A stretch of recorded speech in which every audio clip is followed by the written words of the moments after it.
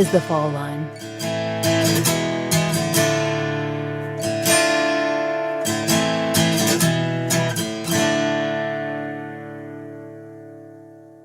Atlanta, 1989. Ground is broken on the Georgia Dome, which will one day be the home of the Falcons. The movie Driving Miss Daisy, which was shot in our city, premieres in theaters. Down south in Savannah, a man named Jim Wells is acquitted of the murder of a male sex worker. You might remember him from Midnight in the Garden of Good and Evil. Emmanuel Hammond is formally charged with the murder of Julie Love, a Midtown Atlanta resident who ran out of gas on her way back from a business meeting. And at Grady Hospital in Atlanta, Georgia, Janquia Brooks is born. Within 2 weeks, she'll be readmitted with meningitis. Because of her age, she's hospitalized in the nursery. And within 2 days, she disappears. And then, Atlanta, 1993. The Atlanta Braves can't be stopped. Construction has begun on the Centennial Olympic Stadium, and Georgia's cleanup and gentrification efforts are in high gear. March brings what's called the storm of the century. Georgia's hit with nearly 2 feet of snow, and among the 6-foot drifts, Atlanta grinds to a halt. There are only a handful of snowplows to serve the entire city. Something else happens in March, too. Tavish Sutton, born in February, is checked into Grady's Hugh Spalding Children's Hospital for a minor abscess surgery. He's living with foster parents, but the permanency of the placement is unclear. Hours into his recovery, a nurse checks in on him. By the time she makes her way back around to check again, he's gone. 2 babies gone in 4 years. And there was another between them who we've taken to calling Baby X and on whom there is no information available. We can't even say when that infant was taken, except that the year was 1992. As in the case of Janquia, the kidnapper was a juvenile, so without the necessary context to provide details on Baby X, we're left with 1989 and Janquia and 1993 and Tavish. Janquia was recovered in 24 hours. Tavish is still missing today.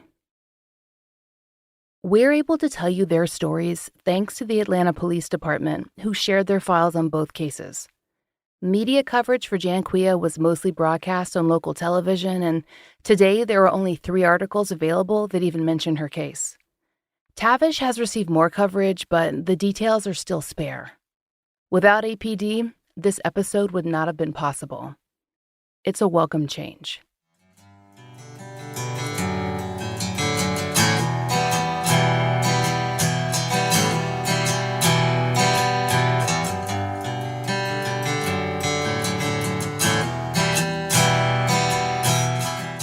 On September 5th, 1989, Janquia Brooks was recovering in Grady's nursery. Her mother, Janice, had visited that evening, and her paternal grandmother had been in the day before. Her maternal grandmother had not visited in person, but continually rang the ward to check in on the infant. It was actually her call that led nurses to check on Janquia and discover her kidnapping. Janquia had been transported to Grady via ambulance. 12 days after her birth, she had spiked a 104-degree fever and was suddenly desperately ill. Her father, Willie Glanton, was serving a sentence with Fulton County, and her mother, Janice Brooks, had to take that ambulance ride alone. Once she made it to the hospital, Janquia was quickly diagnosed with meningitis. Based on what we've gleaned from a few scattered reports, Janice was not able to stay with her daughter. The pediatric hospital associated with Grady, Hugh Spalding, was not operational until 1992. In its former incarnation, it had been a hospital for Black Atlantans. Grady proper, built in 1892 as the nation's first public hospital, was white only until a redesign created wings, still segregated, for Black and white patients. Older Atlantans sometimes still call the hospital the Gradys, plural. So, Janquia ended up in the place where she'd began life, the nursery of the maternity ward, which at the time was located on the 9th floor. Today, Grady has one of the finest NICUs in the state, outfitted with webcams so parents can remain in virtual contact with their hospitalized infants. But Janquia was born in 1989, before anyone who sought regular health care at Grady even had a cell phone, much less regular and reliable internet access. For updates, her family had to make do with phone calls to the nurses' station. By all accounts, Janquia was closely monitored.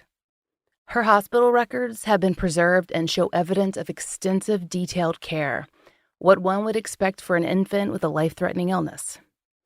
Her health had steadily improved, and according to the Atlanta Constitution, there were plans to release her on Wednesday, September 6. As the newspaper explained, the layout of the ward was such that the nursery was significantly separated from the nurses' station. The two areas lay at opposite ends of the hallway. The elevator was close to the nursery, maybe 3 or 4 steps away. This was later cited as a concern by Janquia's grandmother, Mamie Glanton.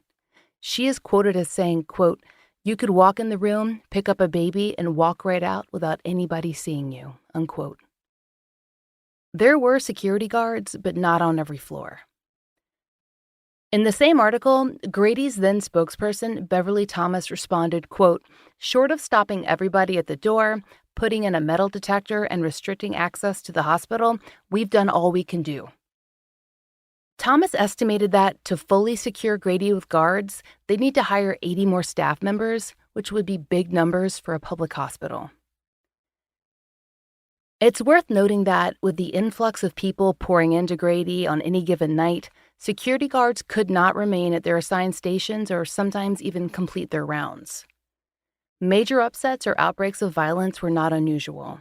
In fact, when we spoke to a former Grady ER nurse, she was able to recount many such events, including a night when she was assaulted by a patient. And I can remember working one night on the graveyard shift where I actually got punched in the nose by a patient. But if you put, and it sounds bad, but if you put it in context, you understand. There are a lot of homeless patients who come to Grady. They just don't have any place to go. And at night, you see a good many because they have nowhere to sleep. And back 20, 25 years ago, it was worse than it is now. So people would come to, at that time I was working in the emergency room, people would come to the emergency room and sleep in the waiting rooms, sleep in the hallways, or many times they would wander into the emergency room and get up on a stretcher. So this particular night, a man did come in. He was a regular. He'd gotten up on a stretcher to go to sleep, but we needed that stretcher for a patient, somebody who was really sick. So when I went over to get him off the stretcher so he could go sit outside in the waiting room, he punched me in the face. But he did it for a reason, because he knew he would get arrested. He knew he would go to jail. He would have a place to sleep. He would have food to eat. So there was a reason behind him doing it.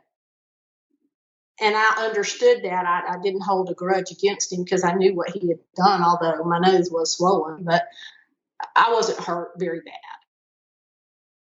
And that's just one story. We couldn't find media reports from the night of September 5th that would have specifically distracted security. Then again, how many of these disturbances made the news? Whether or not security was lax, this much is true. On the evening of September 5th, a 15-year-old who we'll call Tiana was able to make her way into the hospital. She visited multiple floors and twice asked for directions to the nursery. She also spent 20 minutes in a waiting area where she alleges a male staff member made a pass at her. She was then able to make her way to the nursery, take Janquia, and leave without incident. Janquia's mother, Janice Brooks, hadn't had an easy year. Her boyfriend Willie was in jail. She was left to manage the bills in their Techwood Homes apartment alone, to give birth alone, to handle Janquia's sudden illness alone. And yet, the Atlanta Constitution describes Janice in a single sentence, quote, "a 22-year-old unemployed high school dropout." That's the direct quote from the single 1989 article devoted to the case. What if she had been described as a young stay-at-home mother? The distance between the kidnappings at Grady and the Atlantans with the power to do something about them were made wider by each such description. The night Janquia was kidnapped, Janice visited around 6:30. She'd barely made it home when she got a call that she needed to come back to the hospital. Her baby was missing and police wanted to speak with her. There was not a composite sketch in the police file, but staff members did describe seeing a young black woman with short hair and, quote, a torn earlobe. Another nurse offered the following story as well. It has been gleaned from APD notes, so some of the details are not perfectly clear. Stick with us. It seems that this young woman approached at least one other baby. When the nurse checked in on this baby, the suspect was there and identified herself as the baby's mother. The nurse noted that per the baby's chart, the mother's age was listed as 30, and the person in front of her couldn't be older than 18. When another woman entered the room, the suspect hurriedly left. That second woman then identified herself as the baby's actual mother. The nurse reported this story to police after Janquia's abduction. Nothing in the police file verifies the suspicious young woman to be Janquia's abductor, Tiana, but it's reasonable to assume. As is routine, the police began their investigation with the family. Specifically, they began with Janice and the baby's two grandmothers, all of whom had their apartments searched. Though Willie, Janquia's father, was in custody at the time, he was also interviewed. Those inquiries would be a dead end. The kidnapper had never met the Brooks or Glanton families before. She wasn't even from Fulton County. She was a 15-year-old living in Chamblee, Georgia, a suburb about 20 minutes from the city center. The juvenile we call Tiana's story began that morning, when she reportedly borrowed $2 to take a MARTA bus to Crawford Long Hospital. There, she unsuccessfully searched for the maternity ward. Eventually, she gave up and took another bus ride, this time to Grady. This wasn't a spur-of-the-moment trip, though. It was a solution. Tiana was facing a problem at school. Apparently, she'd told her classmates that she had a baby, one who was living in Ohio with relatives. Her ex-boyfriend and his new girlfriend made fun of her for this and called her a liar. They said that if she really had a baby, she should be able to prove it. So, on September 5th, Tiana set out to do just that. She was able to make it into the Grady nursery undetected. Janquia's bassinet was the closest to the door, so she was the baby Tiana chose. Tiana had planned to spend that night with a friend. Her friend's mother was surprised when Tiana showed up with the newborn in tow. At first, Tiana explained that she was babysitting, and then later the story changed. She said the baby was her mother's, who couldn't take care of the infant. Tiana implied that her mother was using cocaine. Her friend's mother had a hard time believing that story. Meanwhile, Tiana called her mother and said that someone else had asked her to babysit and said that she couldn't come home. She asked to spend the night with her friend again. Her mother was not happy with the idea. She asked her daughter to return home, but Tiana put her off. The calls went back and forth as the news media got word of Janquia's kidnapping. The mother of Tiana's friend heard the story on TV. She specifically noted the description of Janquia as wearing a hospital-issue nightshirt, just like the baby who was staying at her house. She called the police. Within hours, Janquia was returned to Grady. Janice found out while she was cooking dinner. She told the Atlanta Constitution, quote, "A nurse just called me and said, 'We've got your baby down here.'" Once Janquia was found, Janice wouldn't let her out of her sight. She spent the night with her at the hospital and was allowed to take her daughter home the next morning.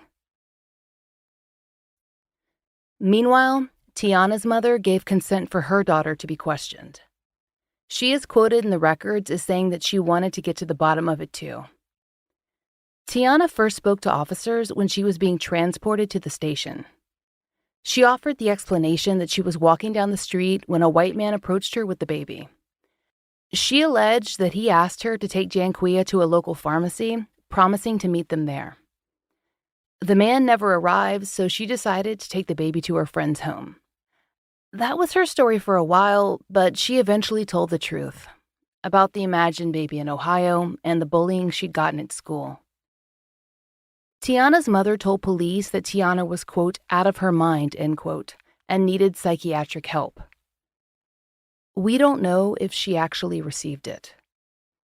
All we can say is that, unlike a teenager who stole a baby in 1996, Tiana was not tried as an adult. She does not have an accessible criminal record with Fulton County. She seems to live quietly. We've located her. She's still in Atlanta.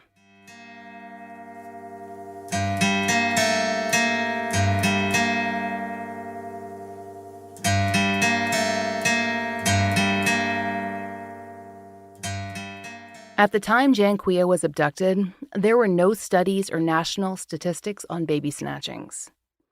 In fact, a 1989 article from the Atlanta Constitution says exactly one man, Bruce Smock, was keeping track of them at all. He was the head of security at a Flint, Michigan hospital where an abduction had occurred. He soon discovered that 11 other kidnappings had occurred that year, 1988, and wanted to understand why women were stealing infants and how they accomplished it. He was astonished to learn that no one had collected or analyzed that data. Janquia was missing for a little over 24 hours, not even long enough for Atlanta police to launch a full investigation. We just don't know what methods they would have employed to find her. We do know how APD handled the March 1993 case of Tavish Sutton. After reviewing the 6-volume file on the case, it's obvious to us that law enforcement did everything they could to find Tavish. Based on news reports, we'd assume there was not a reward in this case, but that's incorrect.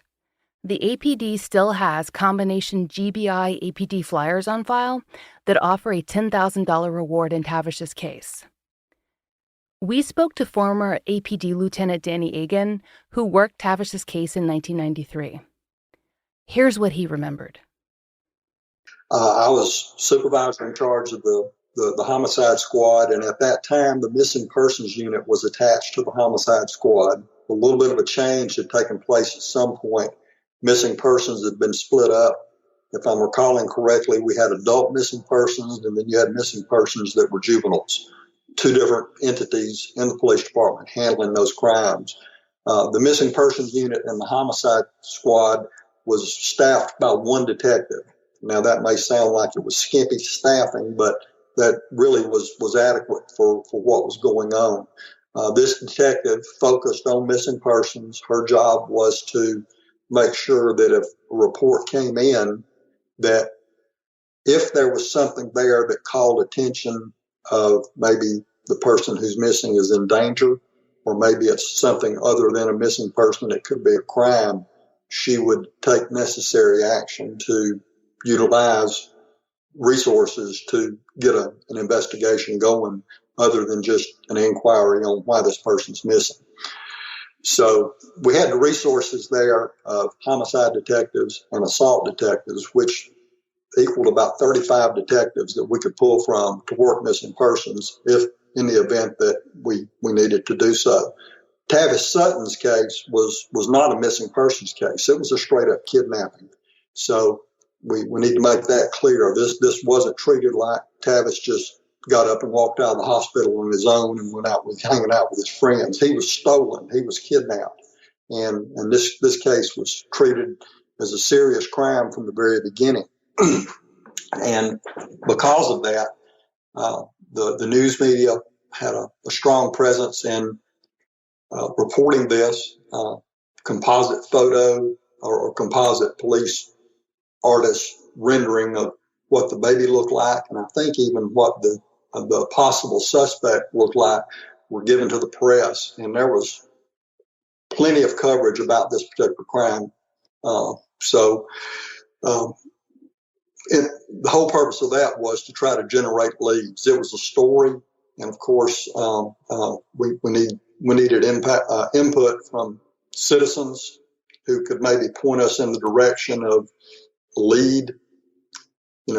Maybe somebody who has acquired a baby that they didn't realize was pregnant, or someone that has came across a child and there's questions about how they got the child. This is what we were looking for. There weren't any cameras at the hospital. There wasn't anything captured on film. It's not like it is today where there's a camera on every corner. I don't remember all the specifics of this case. I don't know if anybody really got a look at the person that stole the child from the hospital, or it was just somebody that may have been in the area that they suspected could have been the one. I don't remember enough details to tell you that we ever even had a witness that could identify who this person was. But basically, the strategy on this was generate a lot of interest.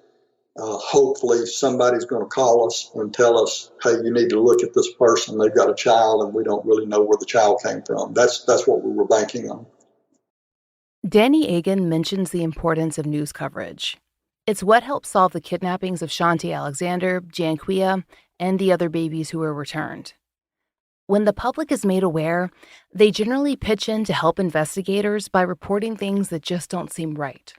Most often, women who suddenly have infants.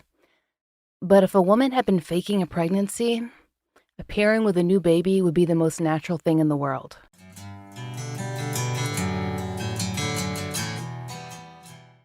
Mom, Dad, I'm not throwing shade, but the whole New Year's resolution thing, kind of slipping, no offense. Anyway, my best friend Jenny's dad, crushing it. He uses Blue Apron. He says he ordered one-pan assemble and bake meals and these things called meal kits. They're all super easy to make. He keeps yelling, protein and fiber, baby. Also, the food, we tried it. So good. So maybe check it out or whatever. Blue Apron. Get 50% off your first 2 orders plus free shipping with code LISTEN50. Terms and conditions apply. Visit blueapron.com/terms for more.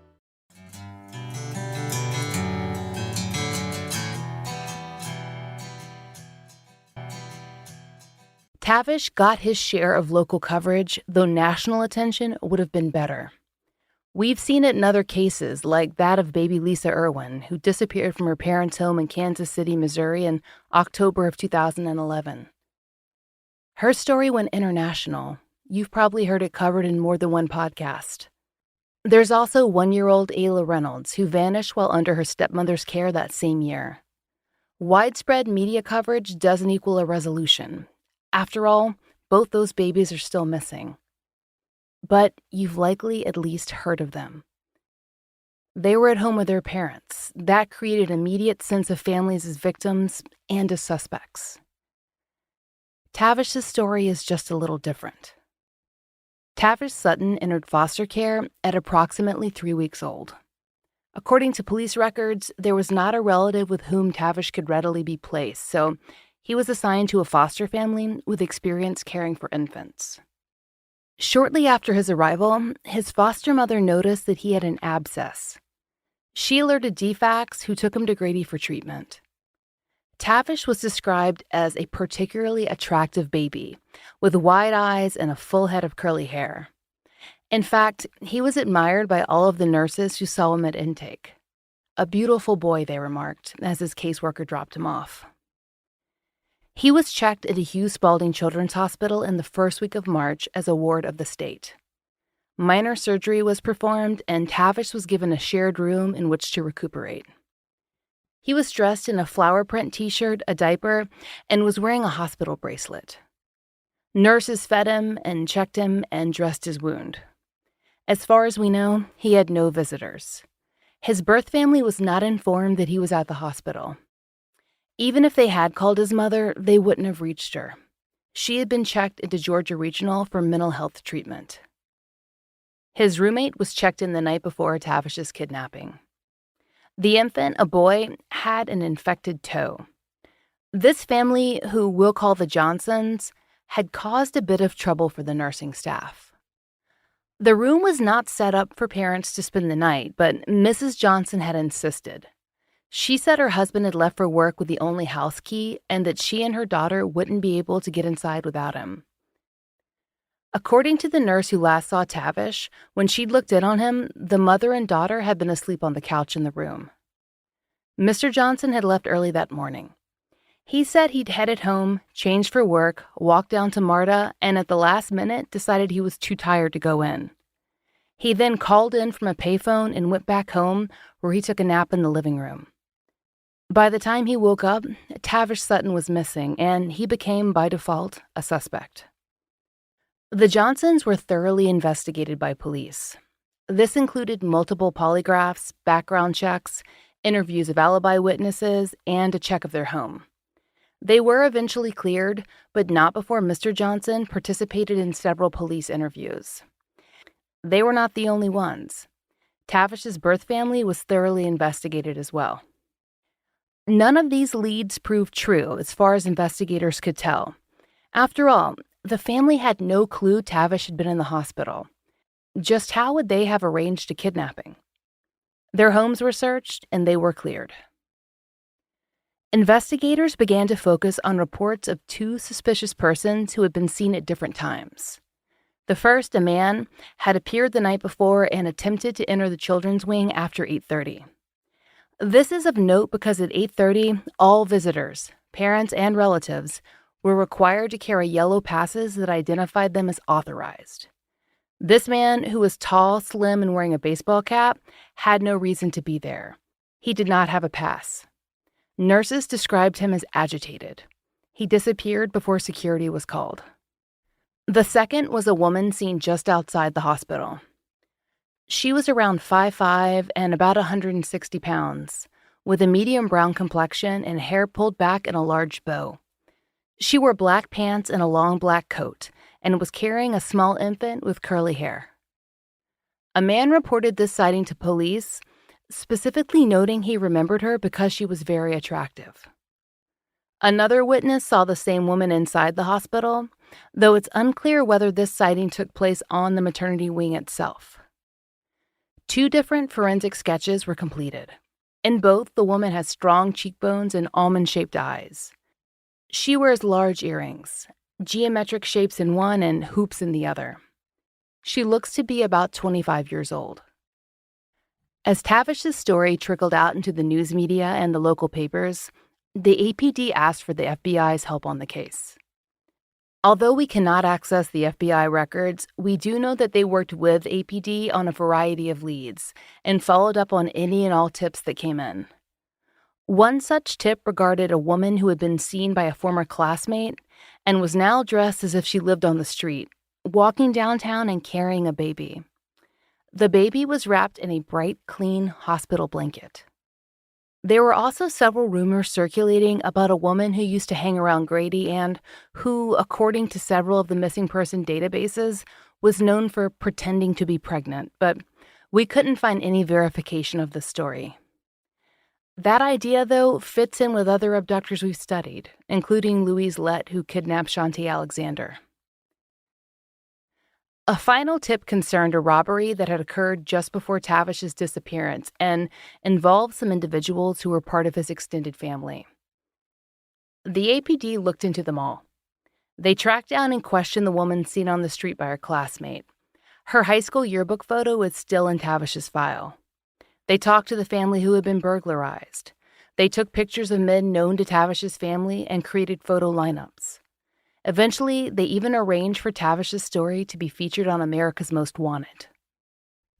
If you were born after 1990, you might not be familiar with the series. It was a hugely popular television show hosted by John Walsh. Walsh's son Adam was kidnapped and murdered in the early 1980s, allegedly by serial killer Otis Toole. Afterward, John Walsh became deeply involved in criminal justice, victim advocacy, and supporting many families through child abductions. America's Most Wanted mostly focused on criminals who topped the FBI's Most Wanted list, but also featured unsolved crimes where the perpetrator had not been identified. Tavish's episode aired on June 23, 1993. The segment is no longer publicly available, but it apparently had some impact on the viewing audience. For the first time, phone calls began to come in from outside of Georgia. That episode would play in reruns for years, and that was lucky, because APD's investigation had been exhausted. The Atlanta Journal-Constitution reported Pat Johnson, a commander of the Atlanta FBI Violent Crime Squad, as saying, quote, "It's pretty grim. Frankly, we're down to the leads we get from the show." And those leads trickled in for at least a decade. A woman called in from the West Coast to report a Tavish in her child's kindergarten class who had stopped attending after a re-airing of the episode. An elementary school teacher sent a series of letters in the late 90s, concerned that a secretive mother and a child who favored Tavish might be involved in the case. Others reported seeing children at stores and restaurants or moving in and out of neighborhoods. None of these children were Tavish. It's unclear whether familial DNA has been entered into CODIS, but the APD has maintained regular contact with NCMEC and other organizations that work to find missing children. Tavish's age progressions have been regularly updated. Today, he would be 25 years old.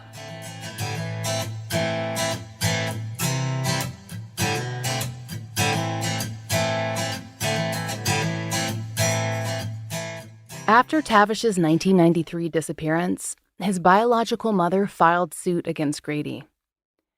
In March of 1995, the AJC reported the suit, which, quote, claimed the hospital was negligent in not preventing the kidnapping. According to information we gathered in the civil file, there was much argument concerning the biological mother's ability to serve as plaintiff in this case. Based on the court documents, her parental rights had been in the process of being terminated when Tavish vanished. Atlanta public health attorneys felt that this precluded her from personally suing the hospital. However, she was allowed to continue her claim, and she eventually settled out of court. The AJC reports that she was awarded $600,000 in damages. As far as we can ascertain, she has not spoken publicly about Tavish's case since that settlement. To our knowledge, she is the only mother of an abducted Grady baby who has sued the hospital. Raymond's mother, Donna, might have had a case, but the statute of limitations has long since expired. The same is true for Sandra Alexander and the mothers of Christopher Lee, Baby X, and the infant we call Baby Y, who you'll hear more about in our next episode. We don't know what, if anything, they were told. The suit in Tavish's case was not highly publicized. Tavish was not the only Grady baby to have been kidnapped while in DFAC's custody. Baby Y, who was stolen and recovered in 1996, was also part of the system. And so was his mother, a minor who was living in a group home at the time of his birth. It's unclear whether she planned to put him up for adoption or whether she might have been allowed to retain rights or perhaps even gain custody when she was no longer a ward of the state. We all know foster care is imperfect. No matter one's place on the political spectrum, it's easy to recognize that we need more and better for all children who enter the system. The city's poorest residents are more likely to fill the foster care system, need public health assistance, to lack access to the transportation that could get them to better jobs or give them choice in providers. Stories like Tavish's or Janquia's are not unique to Atlanta. However, they are most prevalent in areas where people have less. Infant abduction is now less likely to occur at hospitals than ever before. But the hospitals that have been most heavily hit are filled with low-income mothers and babies. When you pinpoint the poverty, you can also pinpoint the risk. Tavish's mother seems to have had uneven support, at best, in regard to her mental health and access to medication, treatment, and support. We don't have the specific details of her diagnosis, and even if we did, we wouldn't share them here. While we can't comment specifically on her care, we can draw on national commentary on the success mothers diagnosed with schizophrenia have in parenting their children and keeping them in their care. A Greek language article in the medical journal Psychiatric cited 6 major issues that can affect a woman with schizophrenia's ability to parent. The 2 most striking points were, 1, stressful events and poor social support to the mother, and 2, unrealistic parental expectations. This directly connects with many of the first-person accounts of mothers who live with mental illness. One such woman, Valerie Fox, wrote about her experience in 2004. She explained that the most damaging experience was not having the illness, but attempting to hide it so that her child would not be stigmatized, thus preventing her from seeking out care when she really needed it. Her bouts were viewed by her family and friends as nervous breakdowns, which further pushed her to obscure her symptoms. Then, alone at home with her baby, She would begin to have paranoid thoughts about the child's welfare, the health of the child, and what she might do to protect him. Because Tavish Sutton's mother declines media requests, we don't have her side of the story. All the things that the court and police records can't tell us about her experience as a mother with schizophrenia, or how she was told about Tavish's abduction, or what support, if any, she was given to deal with that loss. Nearly every write-up of Tavish's case mentions the $600,000 she won in her suit against Grady. They call it the damages. But how that impact is measured personally, societally, is hard to figure. As Dr. Kamara Jones of Morehouse pointed out during our interview with her, there are widespread impacts of systemic inequality. The Grady babies and why they were taken and how are just a small aspect of that. As Dr. Jones explained, we need to have a strong sense of urgency that we have to dismantle this system for the good of all of us, not just those missing children or those missing babies. Because those missing children could be the ones that could have been developed a cure for cancer or whatever. I mean, the potential that is lost. We cannot afford to waste any of us. Our wealth in this country is not in our natural resources, it's not in our technology, it's in our people. And we need to recognize that. potential. Like Raymond Green, Tavish Sutton could be anywhere. Several tips came in from California, but that could have more to do with television schedules than his actual location. As in the case of Shantae Alexander and Janquia Brooks, it seems as if the woman who took Tavish wanted a baby of her own, perhaps to fulfill the promise of a false pregnancy. We can only hope that that was the reason, and that he was raised safely and with love. Some have even guessed that this abductor, knowing Tavish's situation as a baby in foster care, took him for that very reason. But painting kidnapping as altruism is dangerous. Whoever this woman was, she did not have the right to make choices for Tavish Sutton or for his mother. Tavish Sutton was born February 10th, 1993. At the time of his abduction, he weighed 8 pounds and was 24 inches long. He had curly black hair and brown eyes. Today, he would be 25 years old and would likely still bear a scar from the abscess operation. NCMEC has continued to provide updated age progressions of Tavish, and we encourage you to view them at missingkids.org. If you have information regarding Tavish Sutton's disappearance or his current whereabouts, please call the Atlanta Police Department at 404-658-6666. As always, Grady Memorial Hospital has declined to comment on the Brooks or Sutton kidnappings, or on Christopher Lee, who was kidnapped in 1991. Since he was taken from the maternity ward waiting room, we'll discuss him in our next episode, which will deal with the abductors, their motives, and the techniques employed to successfully steal these children. We still have 2 more babies to cover and more. We'll take a look at some of the men who've claimed to be Raymond or Tavish, the current state of infant abduction, and what life is like for adults who discover they were kidnapped at birth. We hope you'll join us then.